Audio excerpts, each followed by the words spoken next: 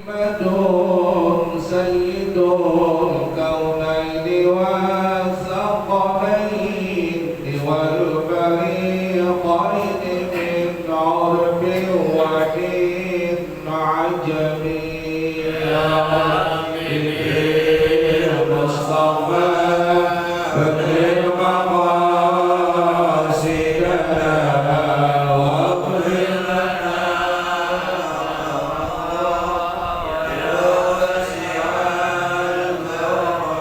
هو الحبيب الذي ترجى شفاعته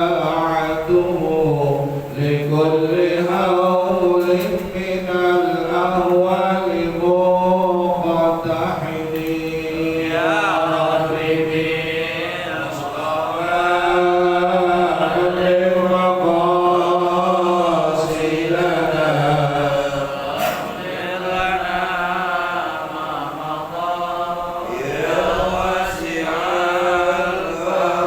يا رب بالمصطفى بلغ مقاصدنا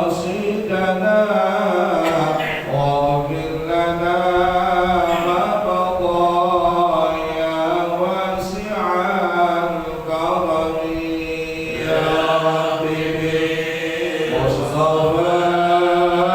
بلغ مقاصدنا واغفر ثم إلى أرواح والدينا وأمهاتنا جميع المسلمين والمسلمات والمؤمنين والمؤمنات خصوصا إلى أرواح المرحوم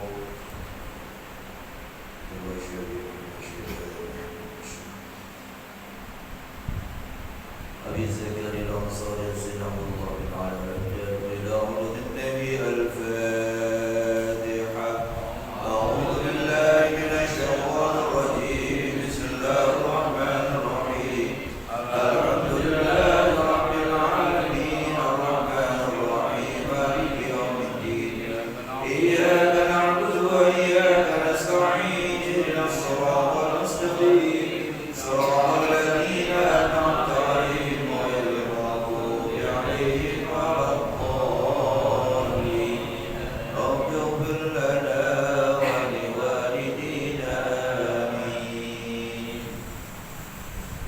بسم الله الرحمن الرحيم الحمد لله رب العالمين والصلاة والسلام على سيدنا محمد وعلى آله وصحبه أجمعين أما بعد وقال المصنف رحمه الله أدام النفع به وبكم في الدارين آمين قولا اللهم ألهمنا علما نفقه به أوامرك ونواهيك وارزقنا فهما نعلم به كيف نناجيك يا أرحم الراحمين اللهم ارزقنا فهم النبيين وحفظ المرسلين وإلهام الملائكة المقربين برحمتك يا أرحم الراحمين اللهم اكرمنا بنور الفهم واخرجنا من ظلمات الوهم وافتح لنا أبواب رحمتك وانشر علينا حكمتك يا أرحم الراحمين آمين يا رب العالمين. Para jamaah yang saya hormati, kita masih berbicara masalah perbuatan-perbuatan yang makruh dilakukan ketika kita sedang berpuasa. Sekarang wahtijamun wahajmun dimakruhkan waktu puasa berbekam dan berobat dengan cara berbekam. Jadi ini adalah cara pengobatan tradisional zaman dulu. Jadi kalau orang sakit, kemudian bagian badan tertentu ditusuk dengan jarum, kemudian ada alat gitu, semacam cangkir, ya, atau semacam gelas, kemudian disedot dari situ sehingga keluar darah. Nah ini dikhawatirkan orang lagi puasa kemudian dia berbekam, ya, nanti keluar darah, dikhawatirkan darah itu bisa masuk ke mulut, bisa masuk ke kerongkongan. Maka dikatakan sini dimakruhkan lagi puasa berbekam atau berobat dengan cara bekam.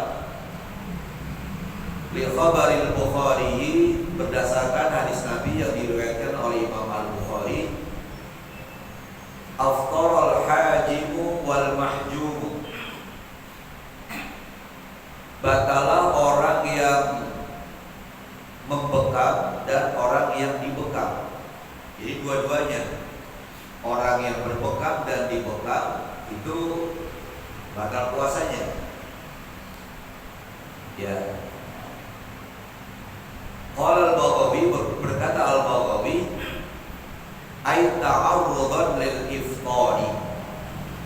Pengertian aftarul hajim yaitu ta'arrudan lil iftari. Ini pembuka jalan, pembuka pintu untuk batal puasa. Jadi bukan artinya langsung dia batal, bisa jadi nanti jadi batal. Ya, itu bisa membuka jalan untuk batal. Ada yang mengatakan maksudnya apa? Batal pahala puasanya. Puasanya sah tapi pahalanya batal. Gitu. Ada juga yang mengatakan berkurang pahala keduanya, ya, berkurang. Al-mahjumu lil-dha'fi, kalau orang yang dibekam itu makruh, orang yang lagi puasa kemudian dibekam itu makruh. Kenapa?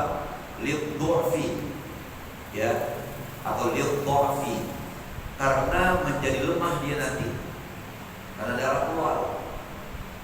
Kalau dha'fun itu lemah fisik, kalau dha'fun lemah psikis.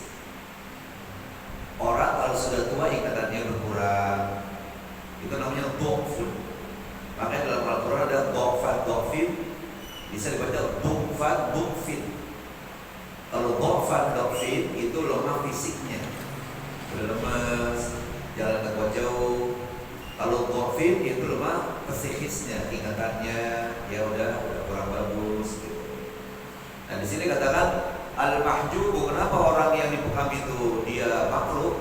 Waktu lagi puasa dia berbekam lid-dha'fi lantaran bisa menjadikan dia lemah. Wal hajimu li'annahu la ya'manu ay yasila syai'un ila jawfihi bimassil mihjamati. Sedangkan orang yang membekam, kalau orang yang dibekam, ya, itu katanya jadi lemah, maka dia dimakruhkan dibekam lagi puasa. Sedangkan orang yang membekam, orang yang melakukan, karena sesungguhnya tidaklah aman sampainya sesuatu, maksud darah tadi, ke kerongkongannya dengan sebab dia menghisap mihjamah, alat bekam, gelas yang merupakan alat bekam. Jadi ada alat yang khusus untuk bekam, ya, disuntik keluar darah, taruh alat, sedot, ya, dihisap, kalau berhisap keluar darah. Nah, jadi itu alasannya maka orang yang melakukan bekam dan yang dibekam itu makruh waktu lagi puasa, karena itu alasannya. Wa ma dzukira min karahatil ihtijab wa ma jazama bihi fil rawdah. Apa yang disebutkan tadi di atas berupa pemakruhan berbekam, itulah yang Imam Nawawi memutuskannya dalam kitab Ar-Rawdah.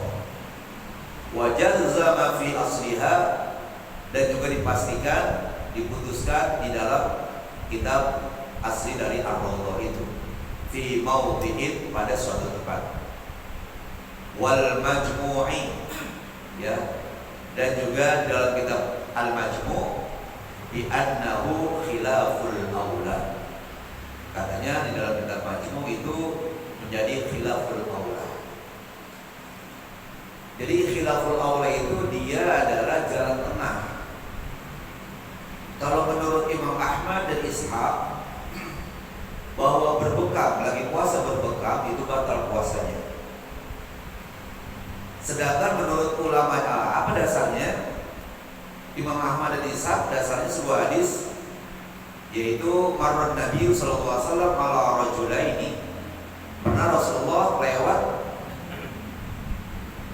di depan dua orang laki-laki, yahjimu ahaduhumal akhar. Yang satu membekam, yang satu dibekam. Padahal lagi belum puasa, lagi berpuasa. Faghtaba ahaduhuma. Sambil berbekam kemudian salah satu keduanya itu riba, ngomongin kejelekan orang. Sama kayak ibu-ibu pegiakan, yang satu dipegang kepalanya cari kutu, ya. Jadi ada yang dicari kutu, ada yang nyari tukang cukur gitu juga, tukang urut gitu juga, sambil ngurus sambil ceritain orang sono sini. Aman dehem jadi agak berhenti tahannya. Dia mau dibawa aja kali ya. Mau dibawa aja kan begitu, yang mana itu tak perlu begitu. Jadi angin kita masuk ke dia. Alhamdulillah. Ya kita sehat, ya.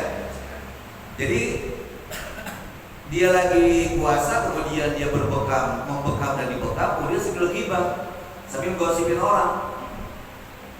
Falam yunkir alaihil akhar, sementara yang satu dengerin aja, bukannya lagi puasa nih, ngomongin orang aja, kadang tau gitu, diem aja, tidak mengingkari. Faqala sallallahu alaihi wasallam, kata Rasulullah, ma dzukira. Ya, dia dosanya sebagaimana yang dia hanya disebutkan karena dia ghibah. Nah, Imam Ahmad dan Ishaq mengatakan berdasarkan hadis ini, orang yang lagi puasa batal puasanya lantaran dia berbekam. Tetapi ulama yang lain mengatakan tidak. Kenapa? Karena hadis itu sudah dimansukh, sudah dihapus dengan hadis Nabi Muhammad yang diriwayatkan oleh Imam Bukhari, annahu sallallahu alaihi wasallam yahtajama wa huwa shaimun. Nabi Muhammad berbekam padahal beliau lagi puasa. Nah, jadi Imam Ahmad bisa mengatakan batal, yang lain mengatakan tidak batal. Nah, khilaful aula, jalan tengahnya kita makruh. Tidak mengatakan batal, tidak mengatakan tidak batal, tapi makruh. Itu namanya khilaful aula. Ambil jalan tengah. Ya. Nah, itu. Bila al-majmu' bi annahu khilaful aula. Maksudnya berbekam itu termasuk khilaful aula, keluar dari dua pendapat. Pendapat Ahmad mengatakan batal puasanya, pendapat ulama yang lain mengatakan tidak. Qala al-Asnawi, berkata al-Asnawi, wa wal mansus, inilah yang dinaskan. Wa qaulul aktsari, dan juga perkataan kebanyakan ulama, faltakun al-fatwa, maka hendaklah dijadikan itu fatwa. Jadi artinya khilaful aula ini, bahwa makruh ini ketika lagi puasa berbekam itu makruh, itu kata Asnawi inilah yang dinaskan oleh banyak ulama, dan hanya itu yang dijadikan fatwa. Wa fi ma'na al-ihtijami al-iftisal, semakna dengan ihtijab, dengan berbekam itu, yaitu al-iftisal, mengeluarkan darah saja. Ya, artinya bukannya berbekam keluarin darah, ya. Itu juga kan nanti bikin lemes juga, bikin orang jadi lemah, dhafun nanti.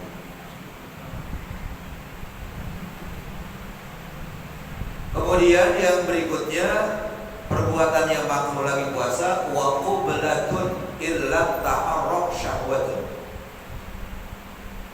yaitu mencium jika tidak timbul syahwat. Ya, lagi puasa dia mencium istrinya, ya, nggak pakai syahwat, itu dikatakan makruh. Ya, dikatakan di sini dikatakan makruh.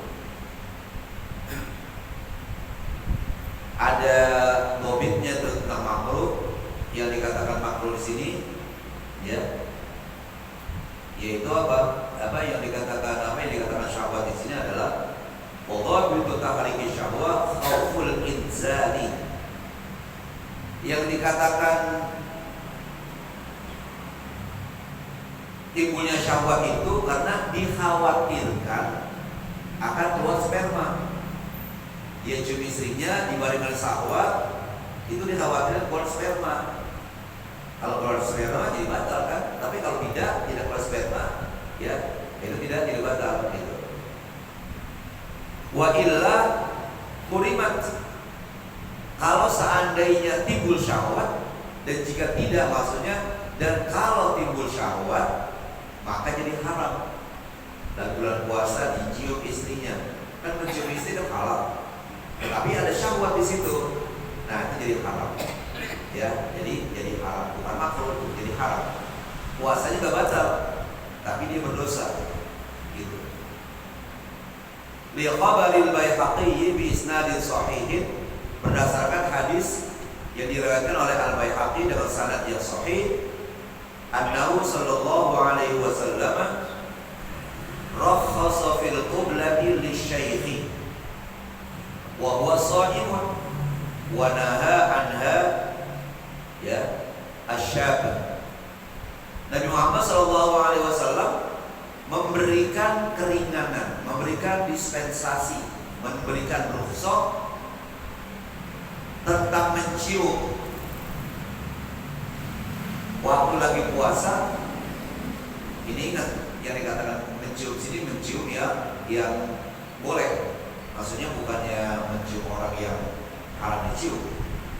Li syaikhi, bagi orang yang sudah tua. Jadi kalau orang yang sudah tua di bulan puasa, ya dia diberikan dispensasi, diberikan kelonggaran oleh Rasulullah, boleh mencium istrinya. Wa huwa shaimun, padahal dia sedang berpuasa, tetapi wa naha an hasyab. Rasulullah SAW melarang mencium ya di bulan puasa bagi pemuda. Nah, jadi kalau bukan pemuda, orang muda gitu. Ya bukan pemuda, kalau pemuda berarti belum dimini dong. Ya, orang masih muda. Ya, kayak Ustaz Sanuddin masih muda kan tuh. Kayak udah tua. Ya, Ustaz Fahmi masih muda, udah punya istri.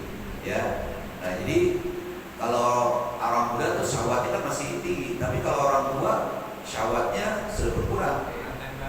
Nah, pengantin baru, ya pengantin baru kalau dia baru kawin tapi udah tua banget sama juga. Ya. Nah, makanya di situ dikatakan ya bagaimana kalau sebaliknya? Sebaliknya maksudnya gini, yang tua kagak bisa nahan syahwatnya, sementara yang muda bisa apa? Bisa menahan syahwatnya. Nah, itu jadi hukum berbalik di situ. Ya, hukum jadi berbalik. Kenapa? Ya karena adanya hukum ya di annal hukma yaduru ma'illatihi wujudan wa adaman. Hukum itu berputar bersama ilatnya, bersama sebabnya, adanya atau tidak adanya. Jadi kalau seandainya yang muda bisa menahan diri, artinya dia tidak keluar syahwat, berarti dia termasuk yang dibolehkan. Udah tua, tapi ketika mencium istrinya ada syahwat di situ, nggak boleh. Ya, jadi artinya kebalikannya. Ya, in akasa. Itu ada kaidah fikih, al-hukmu yaduru ma'illatihi wujudan wa adaman. Hukum itu berputar bersama ilatnya, ada dan tidak adanya. Kalau ada syahwat maka jadi makruh, kalau tidak ada syahwat tidak makruh. Ya, artinya siapa yang punya syahwat? Bisa jadi yang tua, yang muda tidak. Atau bisa jadi yang muda, yang tua tidak. Waqala, kemudian dia berkata, asyaikhu yamliku irbahu. Kenapa? Karena orang tua itu yamliku irbahu, dia mampu untuk mencegah keluar spermanya. Kalau orang tua, jadi nggak sedikit-sedikit. Baru lihat ini aja keluar, kagak orang tua mah, ya, begitu. Apa itu? Emang udah itunya kali? Memang sudah fitrahnya begitu. Kalau yang tua begitu, ya. Ya ibarat mobil, kalau tua kan di starter lama banget starternya. Coba yang baru, ya ditombol di pencet, gitu dah. Ya. Jalannya kenceng banget. Nah kalau yang tua jalannya ya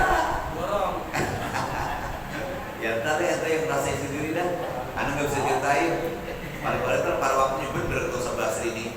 Kalau sekarang mungkin masih apa iya begitu. Nah, karena ya. Ganti mesin. Jadi katanya kata Rasulullah, karena apa?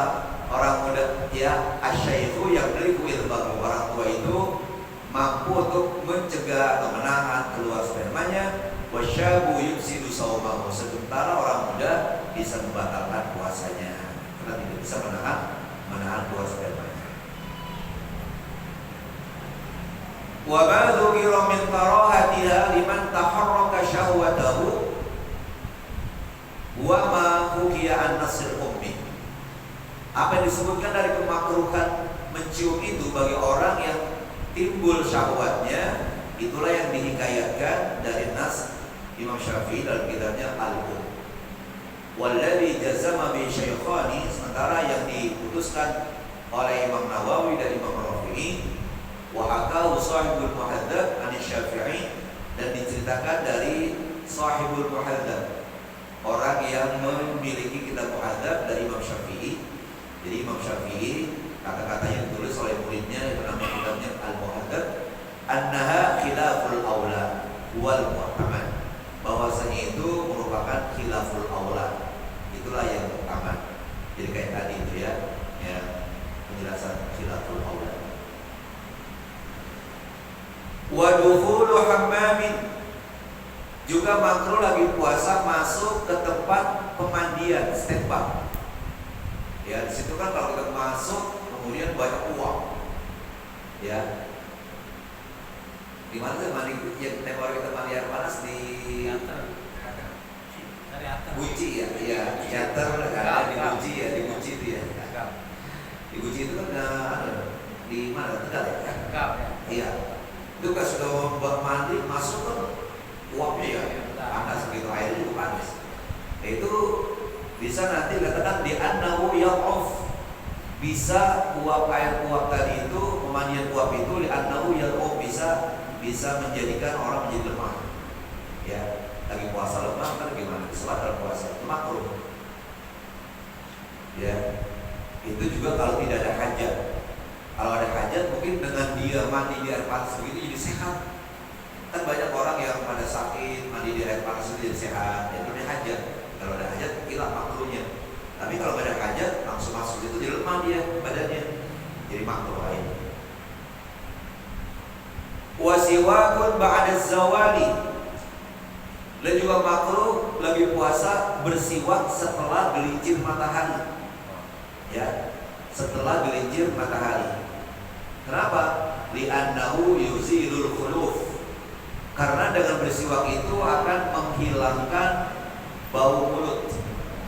Padahal ya syarat itu memerintahkan supaya kita di bulan puasa itu biar mulut kita bau, harum. Karena kata Rasulullah, la khulufu famis shaimi atyabu indallah min rihil misk, bahwasanya bau mulutnya orang yang berpuasa itu di sisi Allah lebih harum daripada minyak misik. Apa maksudnya? Nah, kita mungkin nolak, loh gimana? Yang bau kok dikatakan lebih harum daripada minyak misik? Nah, itu ditakwil. Kalau kita beribadah mengenakan wangi-wangian termasuk minyak misik, itu disunatkan. Ya, mau ibadah pakai minyak wangi disunatkan. Nah, maka ketika puasa mulut kita bau, itu lebih disunatkan daripada kita ya daripada kita sholat menggunakan minyak wangi. Gitu. Jadi itu ada syarat mengatakan seperti itu. Ya. Nah, jadi supaya tidak melawan syarat maka kita jangan bersiwak. Itu ba'da zawal, sesudah gelincir matahari. Ya.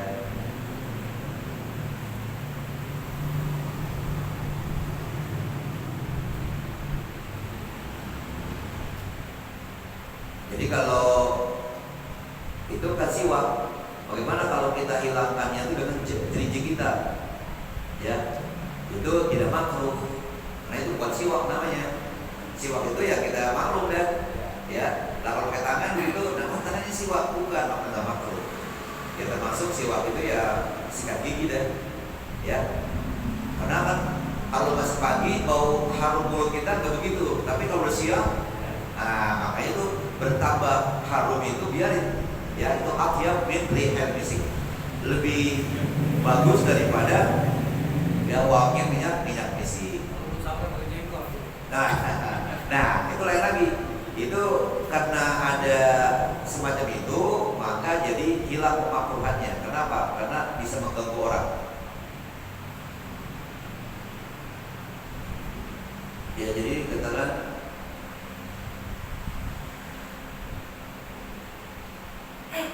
ya. Itu kalau tadi karena kita mau sholat Jumat nih. Tadi sahur umpamanya makan jengkol, makan petek. Pas sudah mau gelincir kita baru berangkat, mau di mulut, kita bersiwak, hilang kemakruhannya. Kenapa? Karena ada hajat.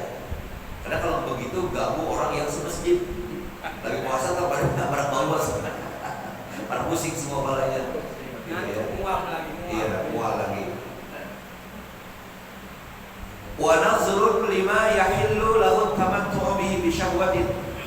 Memandang hal-hal yang dihalalkan untuk bersenang-senang padanya, tetapi dengan syahwat. Kita mandang istri kita, kan itu halal, tapi pakai syahwat, diiringi dengan nafsu, itu jadi makruh tuh. Ya, makanya bulan puasa banyakin i'tikaf di masjid, jangan di rumah dulu, lebar baru ya. Amman nazru lima la yahillu fa haramun 'ala shaimi wa ghairihi. Adapun memandang hal-hal yang tidak halal, kita pandang perempuan yang bukan istri kita pandang perempuan yang bukan mahram kita, maka itu haram baik terhadap orang yang sedang berpuasa ataupun orang yang tidak sedang berpuasa. Diharapkan kita memandang perempuan yang bukan mahram kita dan bukan istri kita. Bab ma yasilu ilal jawfi wa la yuftin. Ya insyaallah minggu depan kita lihat ya. 8. Baik para jamaah, masih ada waktu 8 menit kurang lebih kita gunakan untuk baca kitab yang kedua.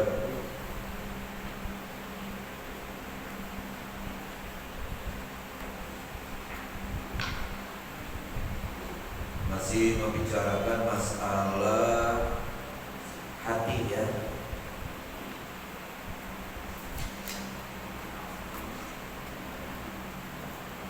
Bismillahirrahmanirrahim.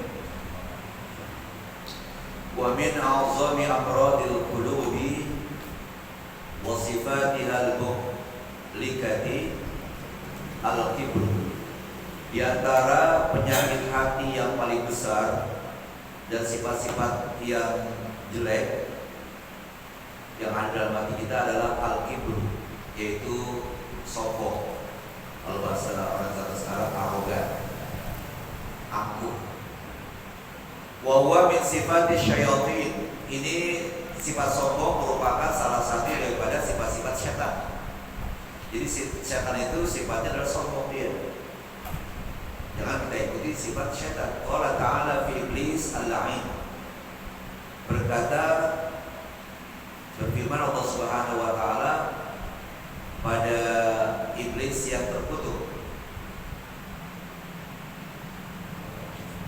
Kalau kata Mu'alim Syafi'i Hadami, kalau iblis itu dia sedang tidak mengganggu orang. Tapi kalau setan ketika mengganggu itu setan. Kalau dia lagi mengganggu namanya iblis. Ya dia juga sebenarnya. Ya, gitu ya. Apa kata Allah? Aba wastakbara wa kana minal kafirin. Ini adalah potongan ayat. Wa idh qulna lil malaikati isjudu li Adama fasajadu illa iblis aba wastakbara wa kana minal kafirin. Ketika kami berkata kepada para malaikat, ya, usjudu li Adam, sujudlah kalian pada Adam. Sujud di sini bukan sujud seperti sholat, tapi hormatlah kalian kepada Adam. Fasajadu, ya, kemudian para malaikat sujud illa iblis, kecuali yang tidak sujud adalah iblis. Aba wastakbara, dia enggak mau dan dia sombong.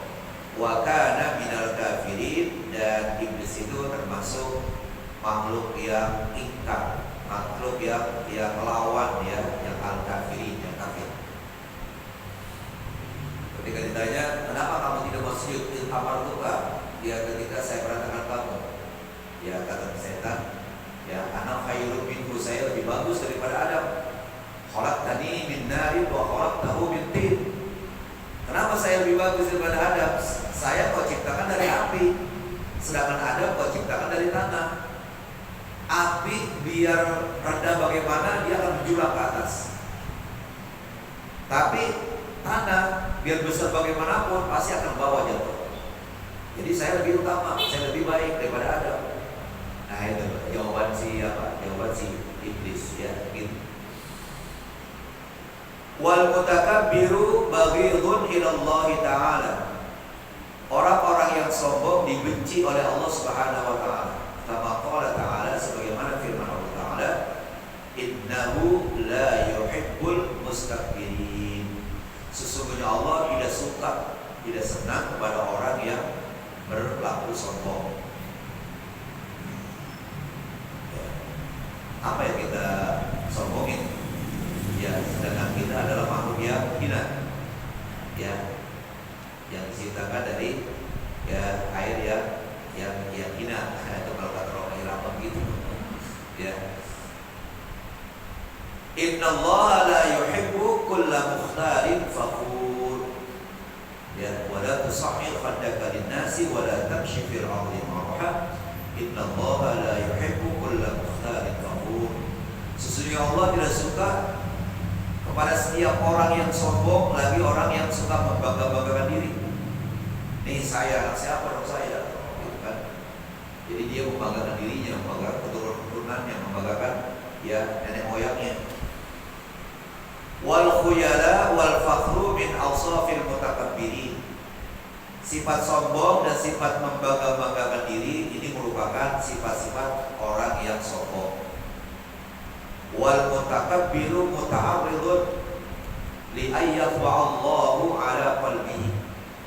Dan orang yang sombong itu dia menghadapkan dirinya ya untuk mendapatkan kuncian dari Allah Subhanahu wa taala terhadap hatinya.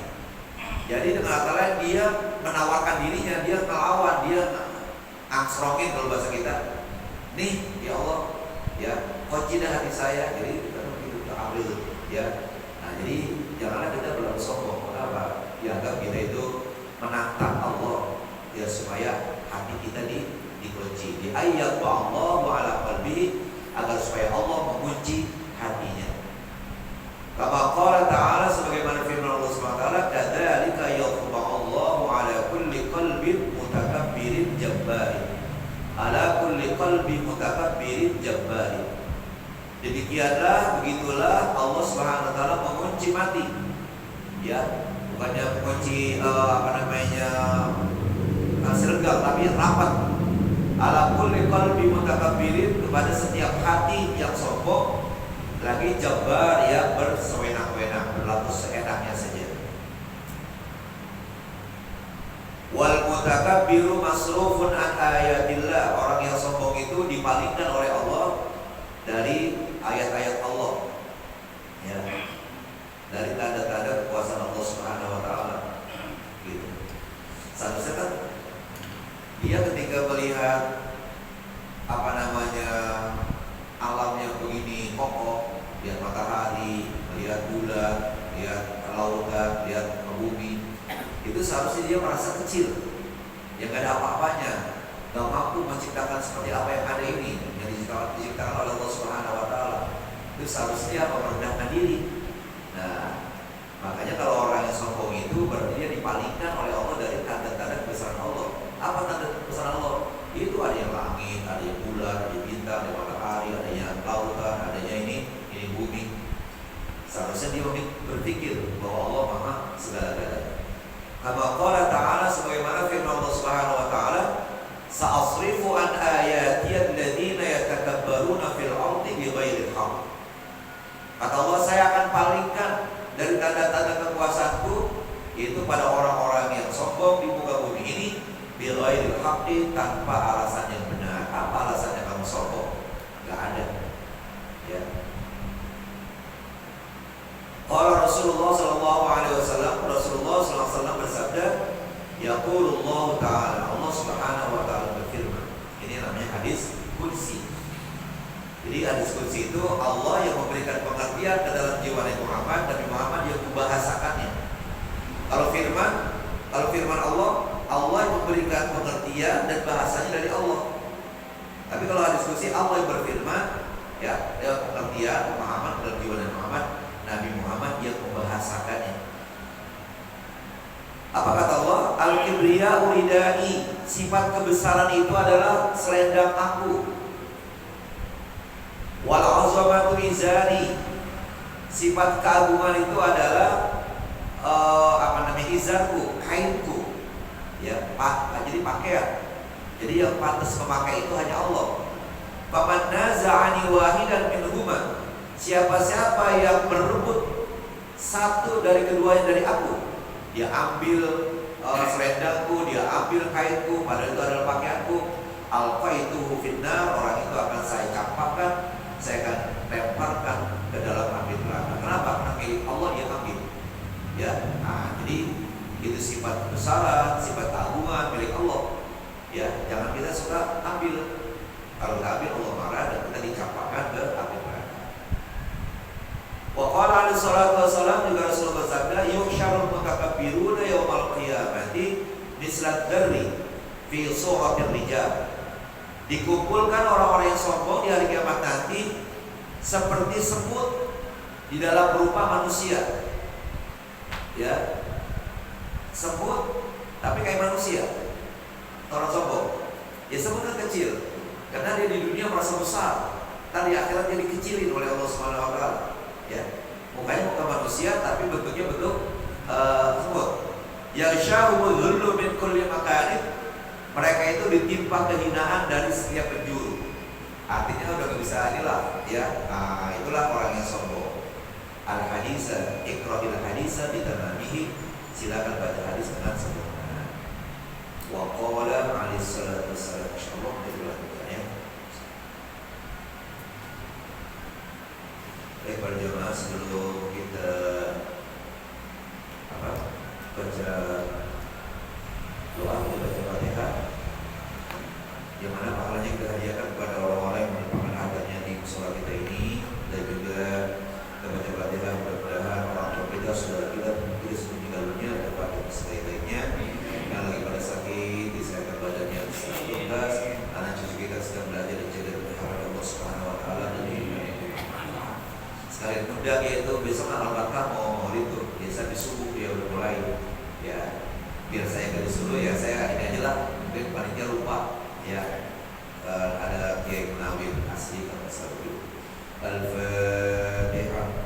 A'udzubillahi minasyaitonir rajim. Bismillahirrahmanirrahim. Alhamdulillahirabbil alamin, arrahmanir rahim, maliki yaumiddin.